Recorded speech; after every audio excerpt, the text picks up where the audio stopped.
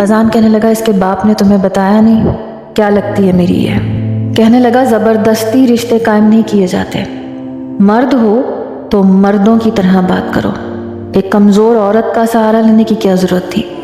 اپنی بہن کی اچھی تربیت کی ہوتی تو تمہیں آج یہ دن دیکھنا نہیں پڑتا۔ یہ سننا تھا کہ اذان غصے سے بپھر کر رہ گیا۔ کہنے لگا مطلب کیا ہے؟ نعمان کہنے لگا قصور تمہاری بہن کا تھا، سزا تم میری منگیتر کو دے رہے ہو، آزاد کرو اس کو اپنے ہر بندھن سے۔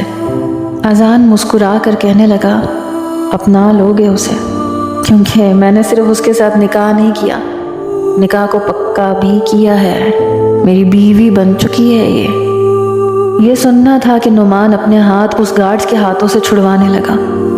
یہ دیکھ کر اذان ہنسنے لگا، کہنے لگا بڑا مچلنا آتا ہے تمہیں۔ میں نے کہا اذان نعمان کو چھوڑو۔ کہنے لگا کیسے چھوڑ دوں؟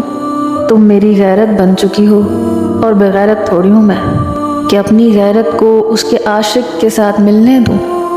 پھر نعمان کے پاس چلا گیا، کہنے لگا میں نے تمہاری کزن کو اس کے کیے کی سزا دی ہے، اس کے ساتھ زندگی گزارنے کا میرا کوئی ارادہ نہیں تھا، لیکن کیا ہے نا، میری ماں نے مجھے کہا کہ اب یہ لڑکی ہماری عزت بن چکی ہے، شاہ خاندان کے چشم و چراغ کی سنگت پا چکی ہے، اس لیے اب یہ معمولی سی مڈل کلاس لڑکی نہیں رہی، چاہے میرے گھر کے کونے میں پڑی رہے، لیکن زندگی اسے یہیں گزارنی پڑے گی، میرے اسی بنگلے کے در و دیوار کے اندر۔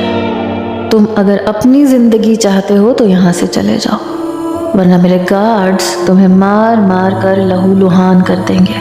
پھر مجھ سے کہنے لگا اپنے عاشق کو سمجھاؤ اپنی زبان میں کہ شوہر اور عاشق میں کیا فرق ہوتا ہے، اگر یہ دوبارہ یہاں آیا تو اس کی زندگی کی گارنٹی میں نہیں لیتا، تم چاہتی ہو کہ یہ زندہ رہے تو اسے کہو کہ یہاں سے ہمیشہ کے لیے چلا جائے، بس 2 منٹ ہے تمہارے پاس، اسے سمجھا دو۔ یہ کہنے کے بعد اس نے میرا بازو چھوڑ دیا اور بڑے آرام سے صوفے پر جا کر بیٹھ گیا۔ نعمان میری طرف ہی دیکھ رہا تھا۔ میں سمجھ گئی تھی کہ ہم مڈل کلاس لوگ اس امیر زادے کا کچھ نہیں بگاڑ سکتے، اس لیے میں نے نعمان سے کہا کہ وہ چلا جائے، کیونکہ میں اس کے قابل نہیں رہی۔ اس کی آنکھوں میں آنسو جھلملا رہے تھے۔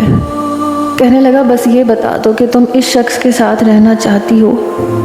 میں نے کہا ہاں میں یہی رہنا چاہتی ہوں، کیونکہ میں جانتی تھی کہ اگر وہ مجھے بچانے کی کوشش کرے گا تو مر جائے گا۔ اذان کی بے حسی میں دیکھ چکی تھی، اس کا گھمنڈ، اس کا غرور عروج پر تھا، اسے اپنے سوا کچھ بھی نظر نہیں آتا تھا، اور میں نہیں چاہتی تھی کہ نعمان کی زندگی میری وجہ سے برباد ہو جائے۔ وہ کچھ دیر مجھے دیکھتا رہا، اس کے بعد چلا گیا۔ میں روتے ہوئے اپنے کمرے میں چلی گئی۔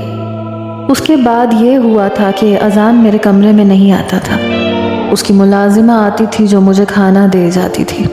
15 دن گزرے تھے جب ایک رات لاؤنج کا دروازہ بڑی زور سے کھٹکا۔ میری بھی آنکھ کھل گئی۔